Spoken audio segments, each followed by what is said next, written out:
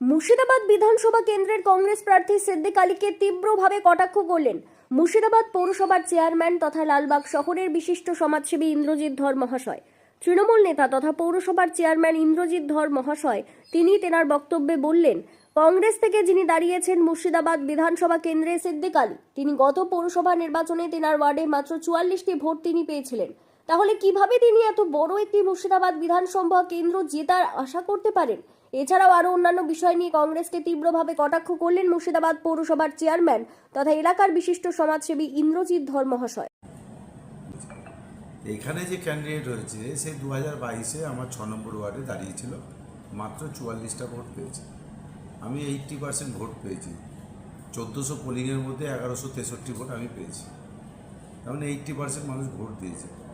তো সেখানে যে ব্যক্তিকে দিয়েছে সে যদি একটা ওয়ার্ডে 44টা ভোট পায় এবং তাকে যে পছন্দ না, প্রাক্তন টাউন প্রেসিডেন্ট এবং যে 2021-এ ক্যান্ডিডেট হয়েছিল তার যে টিম সমস্ত তারা জেহাদ করে দিয়েছে যে তার সাথে বা তার প্রচারে যাবে না বা তাকে তাদের পছন্দ না। এবং প্রাক্তন যে আমাদের জেলা পরিষদের সভাধিপতি শিলাদিত্য হালদার সেও দেখছে মুখ খুলেছে। আজকে যারা সত্যি কংগ্রেসটা ভালোবাসত, আমরাও তো বিগত দিনে কংগ্রেসটা করতাম, যারা কংগ্রেসটা ভালোবাসত এবং যে কর্মীদের পছন্দ না, কর্মীরা বুঝতে পারছে যে এখানে কংগ্রেসের যে ক্যান্ডিডেট দেওয়া হচ্ছে তাকে দিলে পরে এখানে ভরাডুবি হবে। আমি দায়িত্ব নিয়ে বলছি সে খুব বেশি হলে 500,000 ভোট পাবে। আপনি ক্যালকুলেশন করুন না, যদি একটা ওয়ার্ডে তার বাড়ি হয় সে যদি 44টা ভোট পায় তাহলে বিধানসভায় কতটা পেতে পারে। আমি কংগ্রেসের বন্ধুদেরকে আপনাদের চ্যানেলের মাধ্যমে করজোড়ে আবেদন করব, বা যারা কংগ্রেস প্রেমী মানুষ বা যারা সিপিএম প্রেমী মানুষ, এখানে সিপিএমের ক্যান্ডিডেট নেই, ফরওয়ার্ড ব্লকের ক্যান্ডিডেট, তারাও বুঝছে পাশাপাশি উভয় সংকট। যেমন কংগ্রেসকে দূরবীন দিয়ে পাওয়া যাচ্ছে, সিপিএমকেও দূরবীন দিয়ে পাওয়া যাচ্ছে না। সিপিএমের কাকে ভোট দিবে? আমরা তো ছোটোবেলা থেকে দেখে এসেছি এখানে সিপিএমের সাথে ফরওয়ার্ড ব্লকের বরাবরই দ্বন্দ্ব ছিল, যার জন্য মুর্শিদাবাদ পিছিয়ে গেছিল। ছায়া ঘোষের সাথে তরুণদের বরাবরই সিপিএম ফরওয়ার্ড ব্লকের দ্বন্দ্বের জন্য আমরা মুর্শিদাবাদ বিগত দিনে পিছিয়ে গেছিলাম। আমাদের এই শহরে আমাদের মন্ত্রী থাকার পরেও আমরা কিন্তু এই শহরকে এগিয়ে নিয়ে যেতে পারি, এটাই বাস্তব।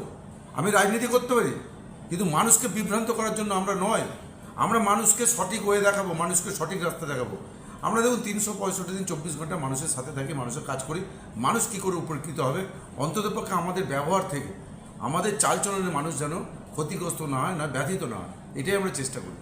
আর ভোট এসছে, এখন কংগ্রেস ক্যান্ডিডেট দিয়েছে, ওদিকে ফরওয়ার্ড ব্লক ক্যান্ডিডেট দিয়েছে। আমি করজোড়ে আবেদন করব আপনার চ্যানেলের মাধ্যমে সিপিএমের বন্ধুদেরকে, কংগ্রেস বন্ধুদেরকে, উন্নয়নের শরিক হন এবং সম্প্রীতি রক্ষা করুন। এই বিজেপি গোটা ভারতবর্ষ জুড়ে যে সন্ত্রাস করছে, সম্প্রীতি ভাঙার চেষ্টা করছে, ভেঙে চুরে ছাড়খাড় করছে এবং সংবিধানকে নষ্ট করছে। আজকে বলুন না, ভোটের প্রাপ্তকালে আমরা জানি যে তারা হেরে যাবে। তারা 5 বছর গত 2014 পর থেকে মানুষকে এই মোদী সরকার আসার আগে যা যা প্রতিশ্রুতি দিয়ে সবটাই মিথ্যা, সবটাই ভ্রান্ত। তাদের কাছে উন্নয়ন আছে হিন্দু আর মুসলিম, তাদের কাছে উন্নয়ন আছে মিথ্যা প্রতিশ্রুতি, তাদের কাছে উন্নয়ন আছে মানুষের ভোট অগ্রাধিকার কেড়ে নেওয়া। তারা বুঝতে পারছে বাংলায় তাদের ঠাঁই নাই, তার জন্য বুথ ওয়াইজ চিহ্নিত করে মায়েদের ভোট, বোনেদের ভোট এবং চিহ্নিত করেছে যে তৃণমূলের ভোট কোনটা, সেইভাবে চিহ্নিত করে তারা এসআইআরের নাম বাদ দেওয়ার চেষ্টা করেছে। তবুও আমি কথা আমাদের দলের প্রতি বা মানুষের প্রতি যে আস্থা, বাংলার মানুষের প্রতি, বাংলার মায়েদের প্রতি, বোনেদের প্রতি, আবার 250 বেশি সিট নিয়ে চতুর্থবারের জন্য মুখ্যমন্ত্রী মমতা বন্দ্যোপাধ্যায় হচ্ছে, এটা নিশ্চিত।